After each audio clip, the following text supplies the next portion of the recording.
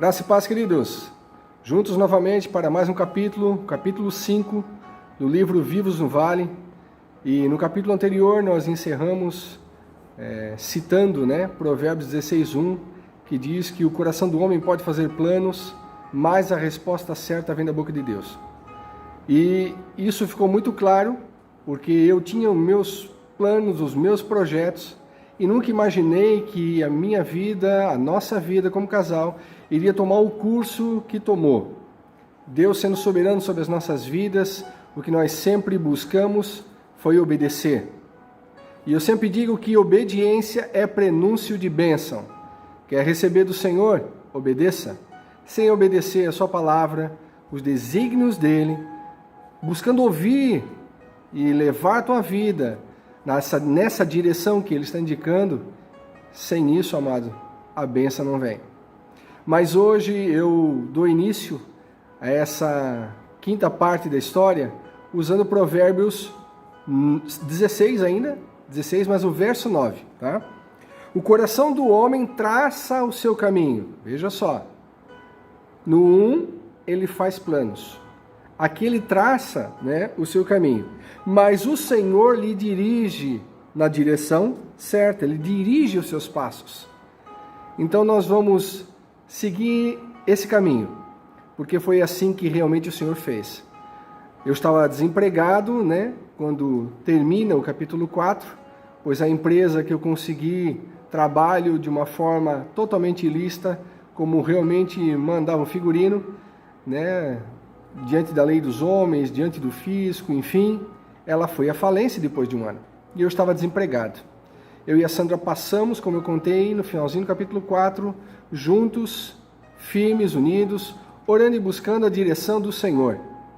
E essa direção dele veio, assim como no verso 9 de Provérbios 16 diz, que o Senhor lhe dirige os passos. Eu conheci pessoas muito queridas ao longo da caminhada com Cristo na cidade de Blumenau.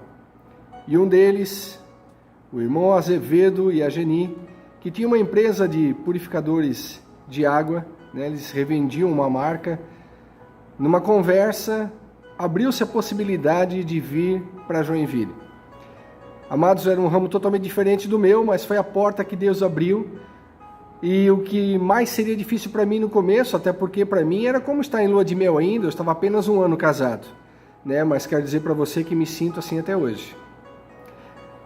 Oramos, colocamos diante do Senhor, mas eu fiz um propósito com Deus.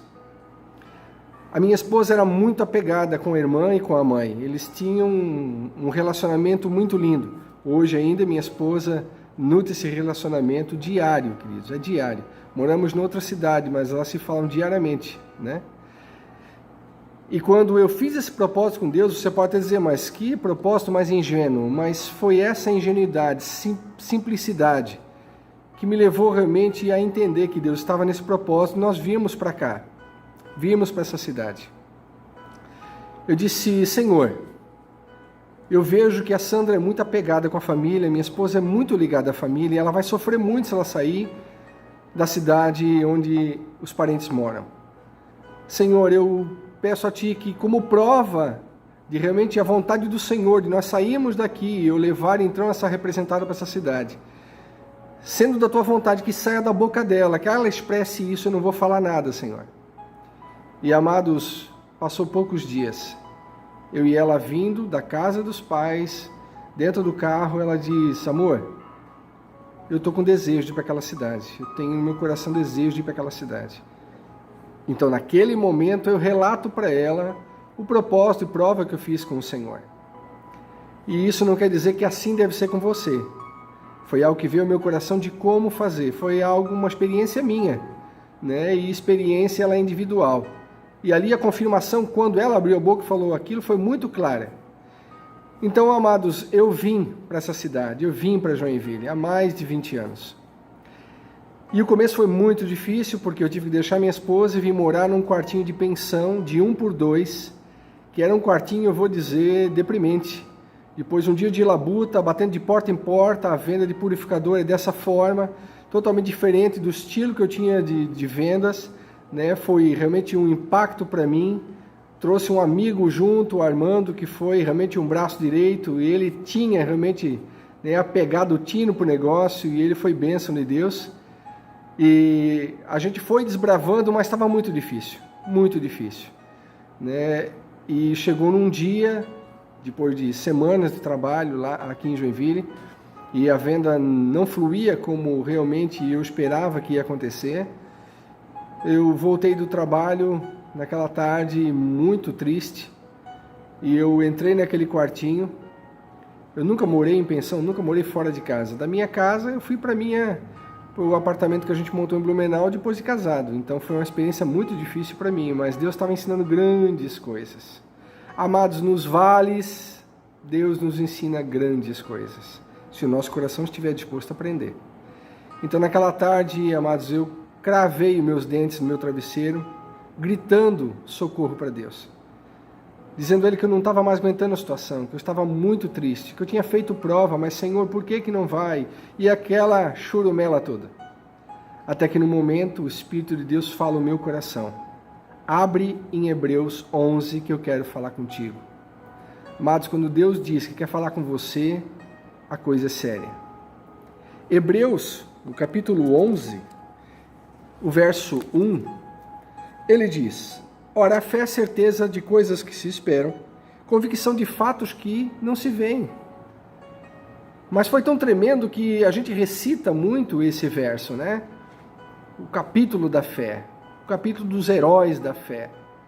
E eu fui discorrendo e fui lendo o capítulo, e no final ficou muito claro para mim, e eu pedi perdão para Deus. Eu disse: Deus, me perdoa porque eu não estou tendo fé. Eu não estou conseguindo olhar com os teus olhos o que essa cidade realmente, o potencial dela. E depois disso fui dormir, e no dia seguinte começou a coisa diferente. A atmosfera estava diferente, as vendas estavam diferentes, a coisa começou a andar. E Deus é tão maravilhoso que em pouco tempo eu pude trazer minha esposa para cá. Assim como nós congregávamos numa igreja batista em Blumenau, da Convenção Batista Nacional, conheci aqui em Joinville essa igreja também e comecei a congregar. E logo fiquei sabendo que havia uma casinha nos fundos dessa igreja que estava vaga, que alguém que se dispusesse a ser o caseiro, ou olhar pela casa do Senhor, poderia morar ali. E eu falei com a minha esposa e a gente tomou essa decisão, então a gente veio, os dois juntos agora, para Joinville, morar atrás da igreja nessa pequena casa. Nada se compara ao lugar que nós morávamos em Blumenau. Então foi mais um choque, né? Um choque de realidade. Era Deus trabalhando. Moramos 1 ano ali, né? E foi um período muito especial, porque ali a gente amadureceu muito. Foi um amadurecimento tremendo. E eu só posso louvar a Deus por tudo que Ele permitiu a gente vivenciar ali. E nesse período todo, né, é interessante fazer um adendo aqui. Antes de tudo isso acontecer, antes da resposta sair da boca da Sandra, nós tivemos em 2 lugares diferentes. Um deles, inclusive, numa outra cidade. E lá, uma serva do Senhor, que nunca havia nos visto, chegou e disse: Deus me manda dizer para vocês que vocês vão sair da cidade que vocês estão. Vocês vão para uma outra cidade. Vocês terão um filho lá e será um filho homem. E lá Deus vai usar muito vocês. Amados, aquilo foi realmente inusitado, porque até então, naquele momento, quando eu ouvi essa profecia, eu ainda estava naquela empresa que ia falir logo à frente.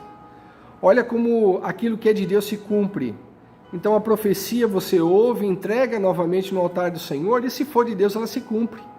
E foi isso que aconteceu. Né? Então nós estávamos juntos aqui em Joinville agora, morando nessa casinha, e Deus tratando várias coisas dentro do nosso coração. O detalhe é que a coisa foi ficando difícil novamente. Mas que coisa, né? A gente ouve profecia, a gente está na vontade de Deus, a gente faz prova e Deus responde, mas a luta continua. Nós temos vários exemplos na palavra de Deus que nos mostram isso. Para mim, um dos maiores exemplos, queridos, é a vida do apóstolo Paulo. Dentro do centro da vontade de Deus, mas passando muitas lutas.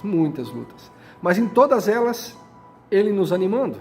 Em todas elas, ele mandando um recado que estava valendo a pena, que valia a pena, que pagar o preço por uma eternidade não se compara. E ele foi um servo fiel em todas as lutas.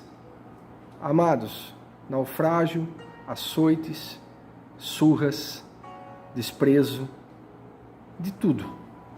Mas ele permaneceu firme. Então eu continuava firme e algo dentro do meu coração me dizia que um dia eu ia voltar para o ramo farmacêutico, porque eu deixei lá atrás aquela empresa que trabalhava de maneira errada para honrar o Senhor, porque aquela forma de trabalho não glorificava a Deus. E já tinha se passado um ano. E eu continuava firme com essa convicção dentro de mim, mesmo estando aqui agora com essa empresa de purificadores de água, porque eu via que não era o meu ramo. E chegou a um ponto que não deu mais para trabalhar, eu tive que entregar essa representada e eu fiquei desempregado novamente, agora aqui, no lugar para onde Deus disse que eu podia vir. A Sandra trabalhando numa pequena loja no centro, ganhando bem pouco, e eu buscando fazer o que fosse possível para sustentar a nossa casa. Mas em todo o tempo, o Senhor, a partir do momento que aquela palavra de Hebreus 11 ficou clara que o que me faltava é fé, eu pedi perdão para Deus, então comecei a olhar com os olhos da fé. Em todo o tempo eu consegui imaginar que alguma coisa Deus estava fazendo para que a gente então pudesse prosperar. Eu louvo a Deus porque essa casa onde a gente estava morando realmente foi um abrigo, um refúgio para nós. Porque estando ali, ao mesmo tempo cuidando da casa do Senhor, Deus ministrava muita coisa. Deus ministrou muita coisa. E hoje, depois de mais de 20 anos, eu posso louvar a Deus porque eu fui ordenado pastor por essa convenção, a Convenção Batista Nacional. Então eu louvo a Deus porque havia um propósito de Deus, um caminho de Deus, né? E Ele é lindo porque, assim como vimos em Provérbios 16:9, Ele vai fazer a direção dos nossos pés no caminho que Ele quer quando a gente se permite. E foi isso que aconteceu. Então, a história, na verdade, ela vai seguindo e ela traz um contexto de um amadurecimento lindo nessa fase em que nós estamos. Essa fase de morar aqui em Joinville, dessa forma, nessa dependência total do Senhor, realmente me fez crescer muito.